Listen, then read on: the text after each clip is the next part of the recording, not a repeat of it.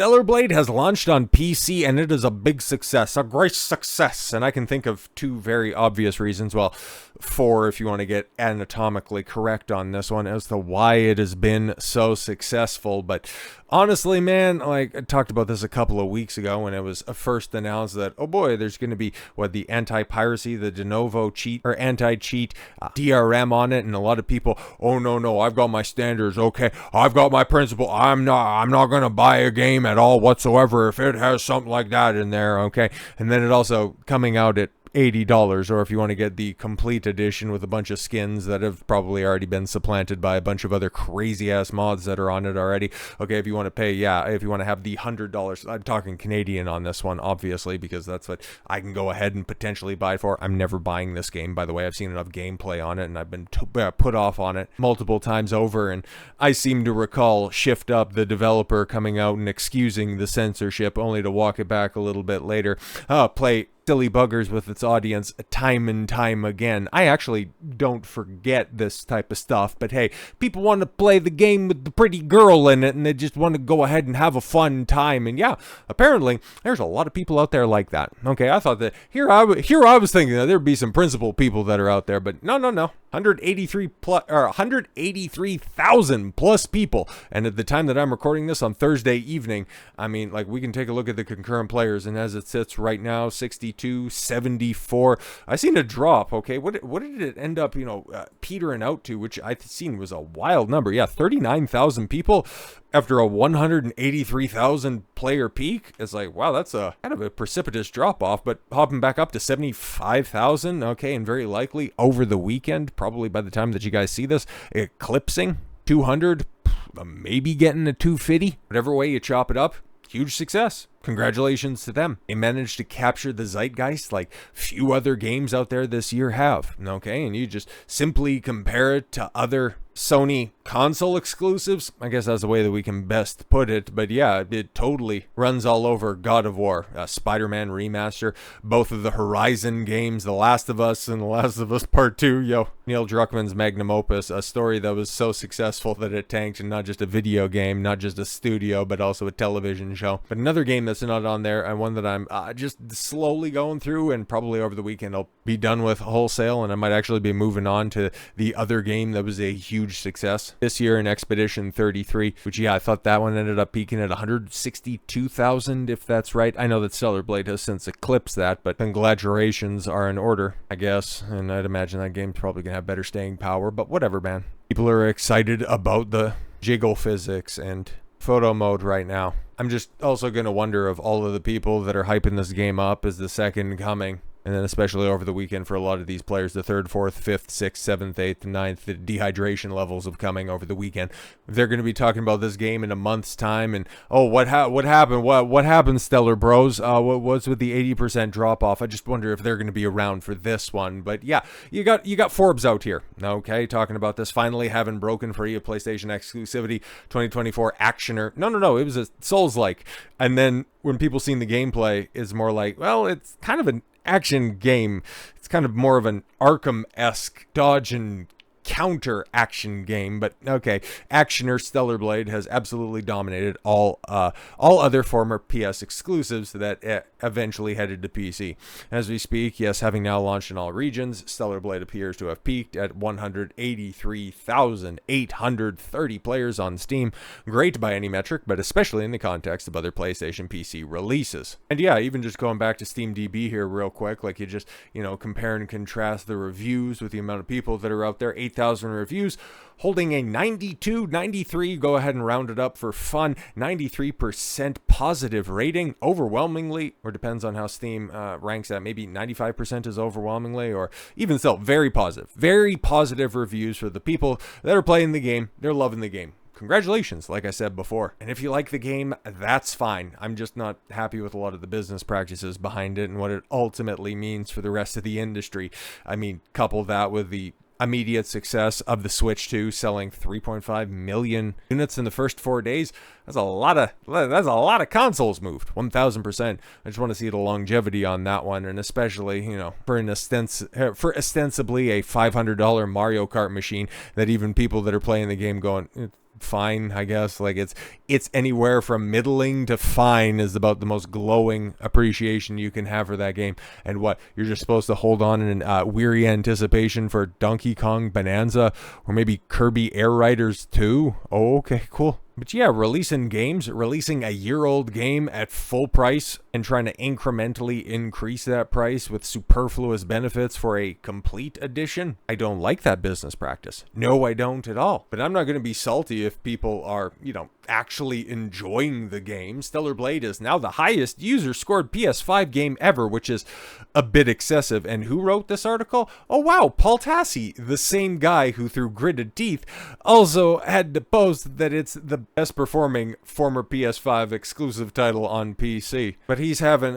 quite a time, and we'll have to talk about his escapades on social media tomorrow with another game that the journalists absolutely loved and underperformed, and compare and contrast that with other games that journalists absolutely despised, and Stellar Blade very much was one of those for obvious reasons, like I said. Because you got Vice out here. Stellar Blade PC launch breaks Steam sales records thanks to its thirsty fan base. I somewhat agree, but it's kind of like the ADL going after Hassan Piker. It's like, listen, I just want you both to die in a ditch, okay? I'm not supporting either side of this. I hate the ADL. I hate Hassan Piker. I do hate censorship more than just some champagne socialists. So yeah, I'm standing up on principle, but I'm not defending anybody. The same thing with Vice here. I wish to God their bankruptcy from a couple of years ago wouldn't have been salvaged by somebody trying to float them a life raft of cash to keep them open as a propaganda outlet. But this game, whenever it's brought up, okay, I wouldn't be so critical of it if I could see some tangible reasons behind liking it, because earlier this year, right, like you have another game that was very much pushed on the back of its female protagonists in Claire Obscure Expedition 33. Sure. Like it obviously has male characters that are in there, and they're all very well rounded, at least from what I've heard. Again, it's a game that I'm trying to keep at arm's length because I very much want to play it, and it might actually, just get to the top of my list when I'm done with Rebirth, and hell, I can actually use that as another example, okay? Because outside of just, the simple Final Fantasy VII branding, one of the most popular games, obviously a Mount Rushmore RPG, if not just a Mount Rushmore game, full stop. It's not even my favorite Final Fantasy game, if I'm going to be completely honest. But yes, all of the marketing, like outside of that specifically, the stuff that was most getting shared on social media is the Costa del Sol beach scene and Tifa wearing her Shining Spirit swimsuit, okay? I know why it went viral. I know why it got around, okay? But there's so much more to that game than just a very funny, very endearing character moment, character-based scene that went viral, okay? Like, that's an excellent game that I've just been enthralled with for, 18 months at this point in time? Fucking love that game because it's mechanically rich and it's some of the best character work that I've seen in entertainment, full stop. But I digress. Now that we haven't got a reveal of Part 3. That's very likely going to happen at the Game Awards this year, I would have to think. I was getting a little bit bullish when I thought Summer Games Fest, but oh well, they can't all be right. But yeah, man, those are games, Rebirth and Expedition 33, that have attractive female protagonists in them. There's much more substance to these games. In regards to Stellar Blade, I think it's kind of a meme. Just trying to take a look at this at a 30,000-foot view, okay? What makes Stellar Blade so successful, outside of the obvious? Okay, I'm trying to take a look under the hood, pause, and really trying to see what makes this game tick, okay? How does it succeed like this? Is it just sex appeal? Okay, is that it? Is it really it? Because, okay, Vice, and we know, they're very big proponents of yellow journalism, and of the 8,000 reviews, you cherry pick 4 of them. Stellar Blade, a review so horny it violated the Geneva Convention. Well, that's not necessarily about the game. That's just about the review. Okay, you bought this game because you were cripplingly addicted to Soulslike games. I bought this game because I'm horny. We are not the same. That's kind of funny. Okay, that's actually quite funny. Take my money. We need more games of culture like this. Yeah, okay. There's also a reason that over the weekend, when I was just firing up Steam and I just wanted to check the pre-sale charts and all that stuff, see how well Stellar Blade was performing this past weekend. And yeah, it was number 2 over the weekend, and I think as it sits right now, it's the number 1 best-selling game on Steam, which is, yeah, again, congratulations to them. But there were also a lot of those disposable hentai games. I don't know why that was up there for whatever reason, but yeah, for $6 you could do a dating sim or something like that, and you could have pixelated jubblies there. And then just going down that rabbit hole for a quick second, and it's like, okay, cool. How many other games are like that? And that one developer, it started with an H or something like that. I don't know, man. I don't buy any of those fucking games, but it was on the top seller list over the weekend. Just looking at it, it's like they have like 30 games and put out in very quick succession, and they all have these same meme responses to them. So that's why I'm just simply trying to figure out what makes Stellar Blade tick. Okay, why didn't it get resigned to the dustbin of those type of games? Well, according to some people, it's a really good action RPG, guys. No, trust us, it's really, really good, because the ex-PlayStation boss says Stellar Blade's success is because of its combat. Yeah, Shuhei Yoshida, the former president of PlayStation, right? Okay, like he has come out and said that, yeah, no. Okay, Shuhei Yoshida reckons the game's success is all down to its combat. In an interview with Japanese outlet GameWatch, Yoshida revealed that he believed Stellar Blade's combat was so fun that he offered Shift Up a publishing deal. Oh, wow. It's so funny, right? Because Yoshida, after he retired at the beginning of the year, he was talking about, in very nice terms, just the stupidity of other people at Sony handing out deals to live action games. And he's like, no, what we do over here is like really good single player games. And they're like, okay, Pop, so you can go ahead and retire. But yeah, handing out a publishing deal to this game totally makes sense. But Yoshida goes on to explain that he believes that the difficult but rewarding nature of Stellar Blade's combat is why it resonated with so many people. But yeah, here's the thing, man. Okay, in the rest of the headline, but we all know the real reason. I mean, like, I watched Mahler as Eric July. I actually watched a fair few people play this game because I really wanted to figure out, why is this game so goddamn popular? Okay, like, outside of the obvious. Is it just simply the obvious? And I watched the gameplay, and I was wildly underwhelmed, okay? I listened to this, very good soundtrack, because that's the next thing that you're going to hear. Outside of, oh my god, Eve looks like a woman, there's like real women in our games. She's a fucking android, for Christ's sakes. Like, Jesus Christ. Get your fucking references straight. No, you hear everything about the soundtrack, and if I hear that fucking fruity yodeling anymore, I'm going to go ahead and put a Stellar Blade between my stellar ears. Fucking shit's ass. But no, it's great, and it's wonderful. And the world is pathetic. The characters are fucking paper thin. So what makes this game tick? I don't get it.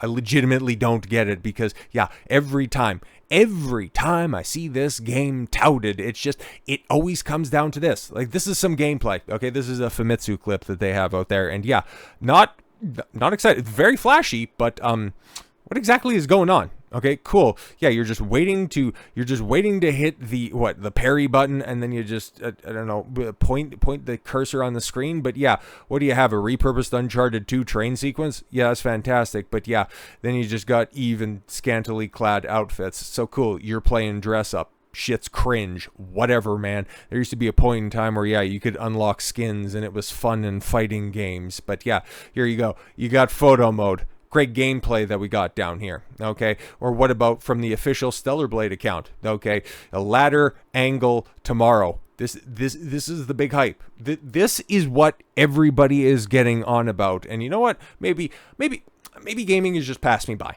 Okay, that could obviously be the thing. Okay, I'm the outlier when it comes to this stuff. When it's like, yeah, I would just prefer, if you're going to be doing characters, if it's not just simply going to be a gameplay based game. If this isn't a platformer of old, if this isn't just sports game, a racing game, something like that. If there are people that like these spectacle games, like they like action films, that would make a lot more sense. That make more sense? Which, when you look through it and you assess it with that lens on, it starts to bust other narratives apart. Okay, follow me on this one, because these are some other dots that started to connect when I was hearing people talk about female-led action movies and how they have been flopping en masse. Because last year you had Furiosa, Mad Max Saga, and right now you have Ballerina from the world of John Wick. And it's like, okay, so in movies, and you've also got other games that are out there with female protagonists, all of them are flopping. But Stellar Blade bucks that trend, okay? And Ballerina, very much, okay? Because, Anya Taylor-Joy, she's, people say that she's a great actress. I don't know, I've never seen anything that she's in. And in fact, she's probably never seen anything that she's in either, because, well, unless, of course, you have movies that she's in on opposite screens, on opposite walls, because that's about the only way that she could watch it. But people think that she's somewhat attractive, but I think universally across the board, like Ana de Armas, I think we can all come to the conclusion that she is easy on the eyes. And so why did this movie fail? Why is this movie failing in real time? Whereas female-led action films of yore could succeed. And in gaming, like you have Tomb Raider, you have Final Fantasy VI, Final Fantasy VII, Final Fantasy... Well, less said about 13, the better. But you have strong female protagonists, on the Mimi sense, but in the actual sense. Strong characters and their female protagonists in a bunch of these stories. And why do they succeed? Well, they're not out there trying to usurp a male space. Tifa's not encroaching on Cloud's story in Final Fantasy VII. She has her own story to tell, and she is supplemental to Cloud. Aerith, obviously.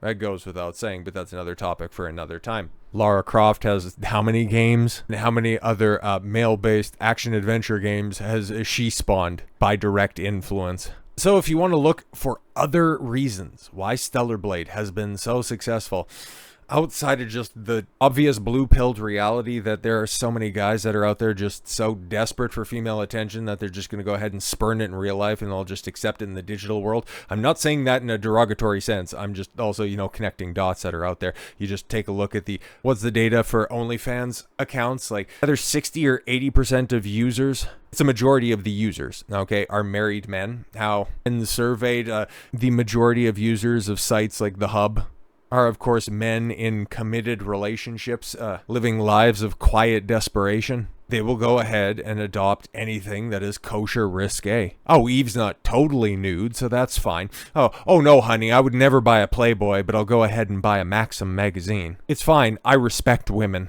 So the moniker of sex sells because we live in a feminized world. We're upholding the female-centric social order where women need to be affirmed and pedestalized on not just a daily, not just an hourly, but on a minute-by-minute basis. It's no wonder why Stellar Blade is such an enormous success. Just hope everybody remembers, and hey, how much of an influence is that Naughty Dog visit going to have for them when Stellar Blade 2 rolls around? Just wondering, and I just also wonder if we're going to get a proper character next time around. So with all that said, thank you all very much for the gift of your time. I've been Don Consuelo. I want you to follow your gut and get after it. Take care, everyone.